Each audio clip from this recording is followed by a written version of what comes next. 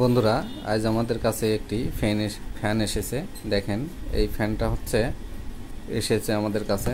তো এই ফ্যানটা তিনটা কয়েলের তার বের করা আছে।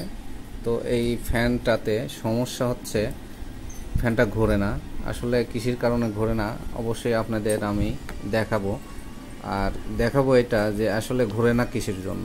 এইটা বন্ধুরা, এই ফ্যানটা ঘোরে না কিসের জন্য, আসলে কি সমস্যা সেটা আপনাদের মাঝে তুলে ধরার চেষ্টা করব। তো বন্ধুরা, আমি প্রথমত একটা মিটার নিয়ে নিছি। দেখেন, একটা মিটার নিয়ে নিছি। এই মিটার দিয়ে আপনাদের মেপে দেখাবো যে আসলে কি কারণে ঘোরে না। তো আমাদের এই তিনটা ফেজ বাইর হয়েছে এই ফ্যানের। এই যে তিনটা ফেজ, তিন ফেজের থেকে আমি একটা ফেজ আমি এই মিটারের কাঁটা ধরলাম। আর দুইটা ফেজ আছে। এই যে দেখেন, ক্যাপাসিটারের এক প্রান্তে কিন্তু আমি ধরলাম। দেখেন, মিটারের কাঁটা কিন্তু কোনো রকম ঘুরতেছে না, মানে কোনো রকম নড়াচড়া নাই। এই দেখেন, আর একটা লাইনে আমি ধরলাম। হ্যাঁ, কোনো লড়াচড়া নাই, কোনো রকম সিমটম দেখাচ্ছে না, যে কোনো ওমস দেখাচ্ছে না। হ্যাঁ, ওমস দেখাচ্ছে না। যদি কয়েলটা ভালো থাকতো তাহলে ওমস দেখাতো, বা এই কাঁটাটা লড়াচড়া করতো।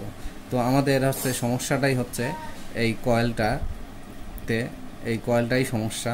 তো দেখেন, আমি শুধু ক্যাপাসিটারে যদি আমি ধরি, দেখাচ্ছি। দেখেন, শুধু ক্যাপাসিটারে যদি আমি ধরি, দেখেন মিটারের কাঁটাটা কিন্তু একটু নড়াচড়া করে। দেখেন, আপনাদের দেখাই যদি একটু, এই দেখেন মিটারের কাঁটা কিন্তু এখন নড়তেছে, কিন্তু তখন কিন্তু লড়ল না। তার মানে তিনটা ফেজের মধ্যে দুইটা ফেজে কিছুটা কাজ করতেছে, অল্প কিছু কাজ করতেছে। এই যে যদি দেখাই, এই দেখেন আরেকটা ফেজে ধরলাম, কিন্তু কোনো কাজ করতেছে না। তার মানে আমাদের কয়েলেই সমস্যা। তো বন্ধুরা, আসলে এ ধরনের প্রবলেম হলে আপনারা ফ্যানটা খুলে কয়েলটা ঠিক করবেন, দেখবেন আপনাদের ফ্যান আবার আগের মতন চলবে।